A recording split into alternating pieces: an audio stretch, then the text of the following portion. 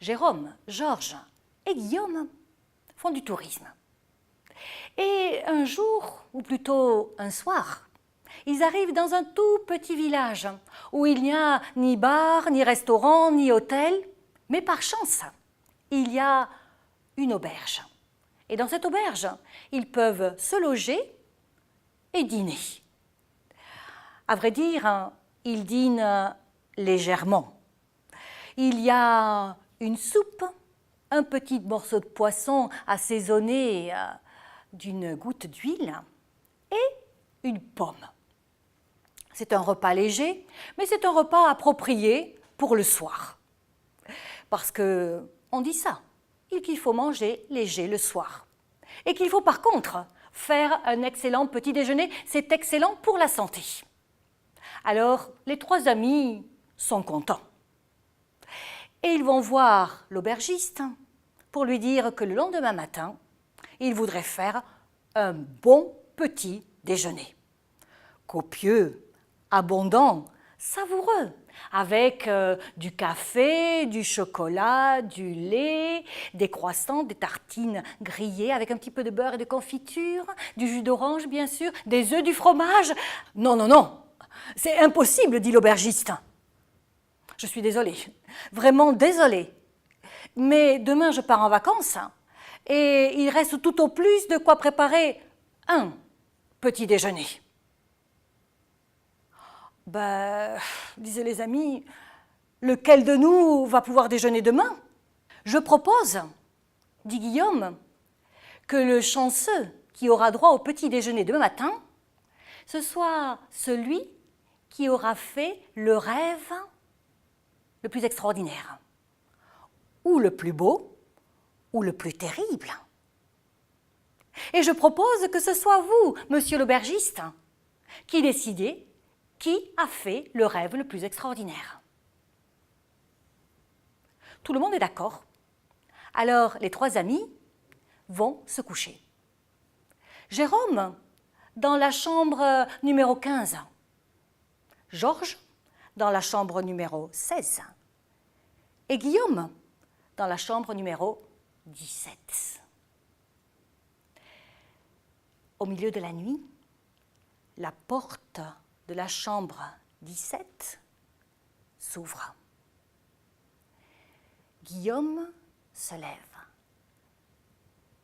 Il marche, il descend jusqu'à la cuisine. Et là, Guillaume boit et mange. Il mange et il boit tout ce qu'il trouve. Puis il retourne se coucher. Le lendemain matin, les trois amis et l'aubergiste se lèvent. Et l'aubergiste leur dit « Alors, voyons voir ses rêves. » Jérôme raconte qu'il a fait un rêve extraordinairement beau. Il a rêvé qu'il était au paradis. Et là, au paradis, tout est beau. Alors, son rêve, qu'il raconte avec tous les détails des anges, des nuages, de la musique, tout cela est tellement beau qu'il finit par dire « J'ai fait le rêve le plus beau ». Bien. Et vous, Georges? Georges lui raconte son rêve. Et il raconte quelque chose de terrible. Il dit, moi j'ai rêvé que je tombais, et que j'arrivais en enfer. Et là, en enfer, ce n'était que cris, que flammes. Il y avait des gens qui hurlaient de douleur. Tout était noir, tout était sombre. C'était un rêve absolument terrible, effrayant. Et Georges conclut qu'il a dû faire le rêve le plus terrible qui soit. L'aubergiste se tourne à ce moment-là vers Guillaume. Et vous alors? Quel rêve avez-vous fait? Parce que nous avons là le rêve le plus beau, le rêve le plus terrible. Guillaume baisse la tête et il dit, l'air triste. Moi, j'ai rêvé que mes deux amis étaient morts. L'un était au paradis, l'autre était en enfer.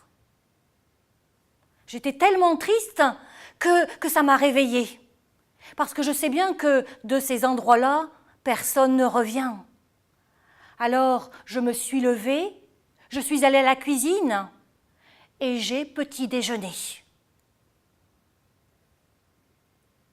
L'aubergiste sourit à Guillaume. Puis il regarde Jérôme, il regarde Georges.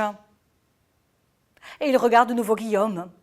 Et il lui dit, je crois que vous avez fait un rêve, tout simplement parfait. Et que vous avez gagné le petit déjeuner.